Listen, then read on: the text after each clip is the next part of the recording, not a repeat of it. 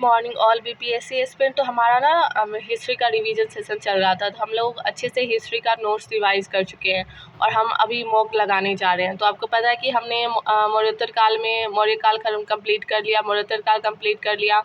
उसके बाद हम अब प्राचीन भारत पर विदेशी आक्रमण पढ़ने जा रहे हैं।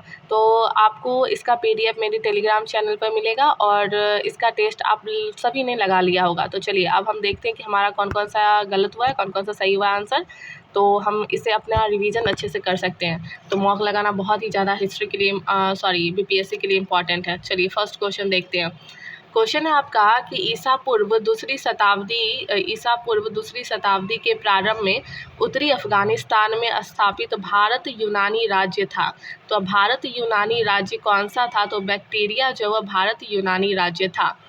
देखिए 2 नंबर क्वेश्चन है कि ईसा की तीसरी शताब्दी में जबकि हून आक्रमण से रोमन साम्राज्य समाप्त हो गया, भारतीय व्यापारी जो है वह आधिकारिक निर्भर हो गए। किस पे निर्भर हो गए? तो ये जो भारतीय व्यापारी थे ये सबसे ज़्यादा दक्षिण पूर्व एशियाई व्यापार पर निर्भर हो गए। चलिए थर्ड नंबर देखिए कि सिकंदर की भारत में सफलता के निम्न कारण थे। तो ये दिया हुआ भारत में तब कोई केंद्रीय सत्ता नहीं था, ये गलत हो गया। उत्तरी सेना जो है वह श्रेष्ठ सरकार की थी, ये बात सही है। उसे देशद्रोही भारतीय शासकों का साथ मिला था, ये भी सही है। और वह एक अच्छा प्रशासक था, ये भी सही हो जाएगा। चलिए नेक्स्ट क्वेश्चन है कि प्राचीन काल के भारत पर आक्रमणों के संबंध में निम्नलिखित में से कौन सा सही कालक्रम दिया हुआ है? तो ये यूनानी है, शक है और कुषाण। पहले आए थे यूनानी, उसके बाद शक आए थे, उसके बाद कुषाण। तो यूनानी, शक और कुषाण हो जाएंगे। चलिए सिकंदर के हमले के समय उत्तर भारत पर निम्नलिखित राजवंशों में से किस एक वंश का शासन था? तो जब सिकंदर ने हमला किया था उस समय नंद वंश का शासन था। निम्नलिखित में से मगध का कौन सा राजा सिकंदर महान के समकालीन था? घनानंद सिकंदर महान के समकालीन था। निम्नलिखित में से कौन सिकंदर के साथ भारत नहीं आया था? तो ये डायमेकस जो भारत नहीं आया था। नेक्स्ट क्वेश्चन देखिए कि लगभग 2 वर्ष के अभियान के पश्चात सिकंदर महान ने 325 ईस्वी पूर्व भारत छोड़ा था। हाँ ये बात तो सही है कि भारत जो लगभग 2 वर्ष के अभियान के पश्चात ये जो सिकंदर महान था उसने 325 ईस्वी पूर्व भारत छोड़ा था, सही है। वह चंद्रगुप्त मौर्य से पराजित हुआ था, ये गलत हो जाएगा। चंद्रगुप्त मौर्य से पराजित नहीं हुआ था, लड़ा ही नहीं तो पराजित कैसे होगा। युद्ध भूमि में बड़ी संख्या में सैनिकों के मारे जाने अथवा आहत हो जाने के बाद किस भारतीय गुण अथवा राज्य की स्त्रियों ने सिकंदर के विरुद्ध शस्त्र धारण किया था? सिकंदर के विरुद्ध अस्त्र जो वह धारण जो मससग ने धारण कर लिया था, मससग हो जाएंगे। नेक्स्ट है उस वीर भारतीय राजा का नाम बताइए जिसे सिकंदर ने झेलम के तट पर पराजित किया था। वह पुरु हो जाएंगे, पोरस हो जाएंगे। पहला ईरानी शासक जिसने भारत के कुछ भाग को अपने अधीन कर लिया था वह डेरियस प्रथम है। कौन है? डेरियस प्रथम। तो ये था आपके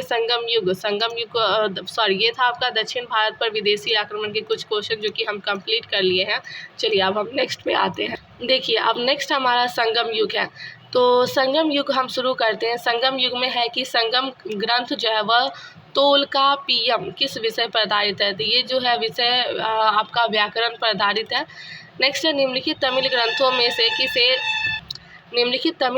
में से किसे लघु वेद की संज्ञा दी गई है? तो ये कुरल जो है वो लघु वेद की संज्ञा दी गई है कुरल को। शिल्पाधिकारम, ये जो शिल्पाधिकारम के लेखक का नाम क्या है? तो ये इंग्लो है। क्या है? तो इंग्लो है। प्राचीन भारत में संगम क्या था? संगम जो है वह तमिल कवियों का संघ या फिर मंडल था। तमिल कवियों का संघ था या फिर मंडल था। तृतीय संगम हुआ था। ये जो तृतीय संगम है ये मदुरई में हुआ था। कहाँ हुआ था? मदुरई में हुआ था। निम्नलिखित राजवंशों में से किसका उल्लेख संगम साहित्य में नहीं हुआ था? तो किसका उल्लेख संगम साहित्य में नहीं हुआ था? ये कदम्ब का उल्लेख जो वह संगम साहित्य में नहीं हुआ था। चलिए संगम युग में कौन सा राज्य नहीं था? तो वो पल्लव नहीं था, चोल, पांड्य, चेर था। नेक्स्ट है कि पाणिनेन किलुक कन्नू समूह एवं पूरम कविताएं संगम रचनाओं का अनुवर्तन है, ये बात तो सही है। उन्हें प्रमुख संगम रचनाओं के विपरीत उत्तर संगम रचनाओं में सम्मिलित किया गया, ये भी सही हो जाएगा। दोनों स्टेटमेंट सही हो जाएंगे। पौडिनी के किल्लू कन्नूम समूह पूरम कविता संगम का रचनाओं का अनुवर्तन है, उन्हें प्रमुख संगम रचनाओं के विपरीत उत्तर संगम रचनाओं में सम्मिलित किया गया। दोनों स्टेटमेंट सही हो जाएंगे। चलिए नेक्स्ट देखिए। संगम कालीन साहित्य में कोनको एवं मन्नन किसके लिए प्रयुक्त होता है? ये जो कोनको और मन्नन है ये राजा के लिए प्रयुक्त होता है। अब देखिए तिरुकपूरर, ये जो तिरुकपूरर दिया हुआ है इसका नाम ही अजीब है। आप देख लेना इसका आंसर। देखो, संगम युग में उरैयूर किस लिए विख्यात था? ये जो उरैयूर है ये कपास के व्यापार का एक महत्वपूर्ण केंद्र था। देखिए, संगम युग में उरैयूर किस लिए विख्यात था? कपास के व्यापार का महत्वपूर्ण केंद्र था। निम्नलिखित में से कौन सा संगम पतन पश्चिमी तट पर स्थित थे? तो ये पश्चिमी तट पर जो है तोंडी और मुसीरी, तोंडी और मुसूरी जो है वह संगम पश्चिमी तट पर स्थित है। नेक्स्ट क्वेश्चन आपका आ जाता है, देखो यहाँ पे हमारा संगम काल, संगम युग भी खत्म हुआ। चलिए आप नेक्स्ट पे आते हैं। देखिए, नेक्स्ट हमारा शुरू होता है दक्षिण भारत का इतिहास। तो चलिए दक्षिण भारत के इतिहास में देखते हैं कौन सा मध्यकालीन भारतीय साम्राज्य का व्यापक स्तर पर स्थानीय स्वशासन के लिए प्रसिद्ध था? तो स्थानीय स्वशासन के लिए चोल जो वह प्रसिद्ध था। नेक्स्ट क्वेश्चन आते हैं कि मत विलास प्रहसन का लेखक कौन था? ये जो प्रहसन है इसका लेखक जो है महेंद्र वर्मन था। कौन था? महेंद्र वर्मन था। चलिए नेक्स्ट क्वेश्चन पे आते हैं कि प्रसिद्ध संस्कृत लेखक दंडीन किसकी सभा को अलंकृत करते हैं? तो ये जो दंडीन है ये पल्लव के सभा को अलंकृत करते हैं, पल्लव। देखिए नेक्स्ट क्वेश्चन, निम्नलिखित में से किस पल्लव राजा की उपाधि राज सिंह थी? तो पल्लव राजा की उपाधि राज सिंह जो वह नरसिंह वर्मन द्वितीय की थी। किसकी? तो नरसिंह वर्मन द्वितीय की थी। चालुक्य की राजधानी कहाँ थी? तो वातापी जो वह चालुक्य की राजधानी हो जाएगी। चालुक्य वंश का सबसे महान शासक कौन था? तो विक्रमादित्य जो है वो सबसे महान शासक थे। नेक्स्ट क्वेश्चन देखिए कि निम्नलिखित में से किस चीनी यात्री ने चालुक्य को शासन काल में चीन एवं भारत के संबंध में विवरण दिया है? चीन और भारत के संबंध में विवरण जो वह हिंसोंग ने दिया है। नेक्स्ट है, निम्नलिखित में से किस वंश का प्रायः महिलाओं को प्रशासन में उच्च पद प्रदान किए गए? तो ये चालुक्य को उच्च पद प्रदान किए गए। नेक्स्ट है, किस राजवंश ने उत्तर भारत पर शासन नहीं किया है? तो ये चालुक्य ने उत्तर भारत पर शासन नहीं किया है। पांड्य राज्य की जीवन रेखा कौन सी है? तो ये गोदावरी पांड्य राज्य की जीवन रेखा है। पुलकेशिन प्रथम बादामी शिलालेख शक वर्ष 465 का दिनांकित है। यदि इसे विक्रम संवत में दिनांकित करना हो तो वर्ष कितना होना चाहिए? 601 होना चाहिए। कवि कालिदास के नाम का उल्लेख किसमें हुआ है? तो ये आपका एहोल उत्कीर्ण में लेखक में देखने को मिलेगा, एहोल के उत्कीर्ण लेख में देखने को मिलेगा। नेक्स्ट देखिए 13 नंबर है कि संस्कृत के कवि और नाटककार कालिदास का उल्लेख हुआ है। तो ये पुलकेशिन द्वितीय के एहोल अभिलेख में हुआ है, पुलकेशिन द्वितीय के एहोल अभिलेख में। चलिए नेक्स्ट क्वेश्चन देखिए कि एक चालुक्य अभिलेख के तिथि अंकन में शक संवत का वर्ष जो 556 दिया हुआ है, इसका तुल्य वर्ष क्या होगा? तुल्य वर्ष इसका 634 ईस्वी हो जाएगा। चलिए नेक्स्ट देखिए 15 नंबर, हमें चोलों के विषय में उनके पूर्ववर्ती राज्य की अपेक्षा अधिक जानकारी है। सही बात है। चोल शासकों ने मंदिरों की दीवारों पर अभिलेख उत्कीर्ण कराने का चलन प्रारंभ किया जिसमें उनकी विजय के ऐतिहासिक विवरण दिए गए। दोनों स्टेटमेंट सही हो जाएंगे। देखिए नेक्स्ट क्वेश्चन, वह चोल राजा कौन था जिसने श्रीलंका को पूर्ण स्वतंत्रता दी और सिंघल राजकुमार के साथ अपनी पुत्री का विवाह कर दिया था? ये कुलोत्तुंगल था। कुलोत्तुंगल फर्स्ट हो जाएगा। नेक्स्ट है, चोल राजाओं में किस एक ने सिलोन पर विजय प्राप्त की थी? सिलोन पे राजेंद्र ने विजय प्राप्त की थी। 72 व्यापारी चीन में किसके कार्यकाल में भेजे गए थे? तो ये भेजे गए थे कुलोत्तुंगल प्रथम के काल में, कुलोत्तुंगल प्रथम के काल में। देखिए नेक्स्ट क्वेश्चन है कि निम्नलिखित में से किस चोल शासक को चोल गंगम नामक बृहद कृत्रिम झील बनवाने का श्रेय दिया गया? तो ये राजेंद्र को दिया गया। नेक्स्ट है, निम्नलिखित चोल शासकों में से जिसने बंगाल की खाड़ी को चोल झील का स्वरूप प्रदान कर दिया था वह कौन था? वो राजेंद्र प्रथम था। चलिए नेक्स्ट क्वेश्चन, गंगेकोंड चोलपुरम की स्थापना किसने की थी? तो ये राजेंद्र प्रथम ने की थी।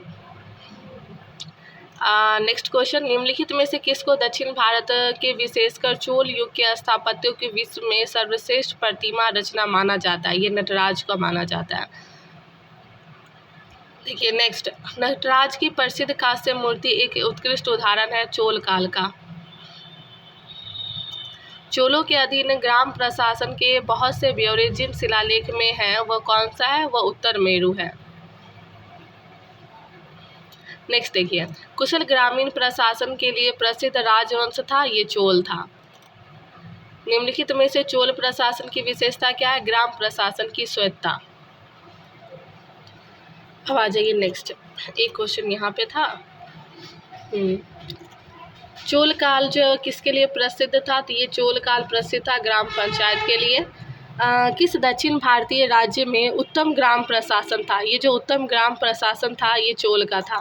तो निम्नलिखित राजवंशों में से किसके शासक अपने शासनकाल में ही अपना उत्तराधिकारी घोषित कर देते हैं? ये चोल को कर देते हैं। चोलों का राज्य किस क्षेत्र में फैला था? तो ये फैला था कोरोमंडल तट, दक्कन के कुछ भाग में। कोरोमंडल तट, दक्कन के कुछ भाग में। चोल शासकों के शासनकाल में निम्नलिखित में से कौन सा वरियम उद्यान प्रशासन का कार्य देखता था? तो ये जो चोल शासक थे इसमें वरियम उद्यान प्रशासन का कार्य देखता था तोटी वरियम। कौन देखता था? तोटी वरियम। वह दक्षिण भारतीय राज्य जो अपनी नौसैनिक शक्ति हेतु प्रसिद्ध था। कौन प्रसिद्ध था? चोल प्रसिद्ध था। नेक्स्ट देखिए, निम्न में से दक्षिण भारत का कौन सा राजवंश अपनी नौसैनिक शक्ति के लिए प्रसिद्ध था? नौसैनिक शक्ति के लिए चोल प्रसिद्ध था। प्राचीन भारत का वह राज्य जो नौसैनिक के लिए प्रसिद्ध था चोल था। नेक्स्ट देखिए, चोलों ने पांड्य तथा चेर शासकों को पराजित कर महाद्वीपीय भारत पर प्रारंभिक मध्यकालीन समय में अपना प्रभुत्व स्थापित किया था। सही हो जाएगा। चोलों ने दक्षिण पूर्वी एशिया के शैलेंद्र साम्राज्य के विरुद्ध सैन्य अभियान करके कुछ क्षेत्रों को विजित किया था। दोनों स्टेटमेंट सही हो जाएंगे। नेक्स्ट क्वेश्चन देखिए, दक्षिण भारत का प्रसिद्ध तककोलम युद्ध हुआ था। ये जो तककोलम युद्ध है ये चोल एवं राष्ट्रकूटों के मध्य हुआ था। चोल और राष्ट्रकूट के मध्य हुआ था। नेक्स्ट देखिए, चोल साम्राज्य को अंततः किसने समाप्त किया था? मलिक काफूर ने समाप्त किया था। चोल शासक का नाम बताए जिसने श्रीलंका के उत्तरी भाग पर विजय प्राप्त की थी। राजराज प्रथम हो जाएंगे। नेक्स्ट, 9वीं शताब्दी ईस्वी में निम्नलिखित में से किसके द्वारा चोल साम्राज्य की नींव डाली गई थी? विजयालय के द्वारा। नेक्स्ट देखिए, किस चोल राजा ने चोल सेना प्रारंभ किया था? ये किया था राजराज प्रथम ने। चोल शासकों के समय बनी हुई प्रतिमा में सबसे अधिक विख्यात हुई थी नटराज शिव की कांसे की प्रतिमा। नेक्स्ट देखिए, गांव के शासन को स्वायत्तशासी पंचायतों के माध्यम से संचालित करने की व्यवस्था का सूत्रपात किसने किया था? ये हो जाएगा द्रविड़ ने किया था। नेक्स्ट क्वेश्चन देखिए, निम्नलिखित मंदिरों में से किस एक का संबंध चोलों से है? तो ये है तंजौर का वृहदेश्वर मंदिर।